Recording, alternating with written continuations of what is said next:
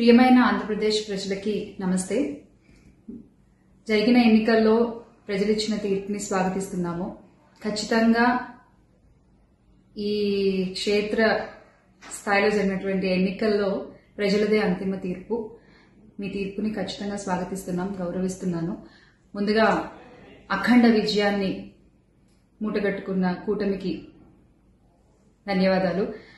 పెద్దలు నారా చంద్రబాబు నాయుడు గారికి, అలాగే పవన్ కళ్యాణ్ గారికి, బీజేపీ సభ్యులందరికీ, పురంధరేశ్వరి గారికి, అందరికీ కూడా హార్దిక కృతజ్ఞతలు తెలియజేసుకుంటున్నాము. అలాగే వైసీపీ గెలుపు కోసం కష్టపడ్డ ప్రతి కార్యకర్తకి, ప్రతి ఒక్కళ్ళకి, వైసీపీ కుటుంబం మొత్తానికి కూడా పేరు పేరున ధన్యవాదాలు. ఎస్, ఓడిపోయాము, కానీ ఒకటి గుర్తుపెట్టుకోవాలి, గెలిచిన నాడు ఎప్పుడూ విర్రవీగలేదు విజయ గర్వంతో. ఓడిపోయిన నాడు ఏనాడు కూడా కుంగిపోలేదు.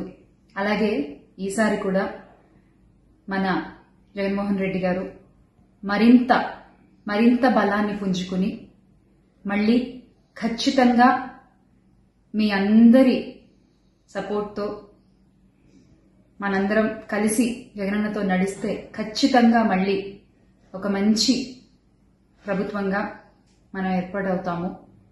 దేవుడిపై నమ్మకం ఉంచి ప్రజలకి మంచి జరగాలని కోరుకుంటూ, ఎస్, ఎప్పటికీ జగనన్నతోనే అందరం కలిసి నడుద్దాము, మంచి చేద్దాం. ఏదైనా ప్రజలకి మంచి జరగడం ముఖ్యం.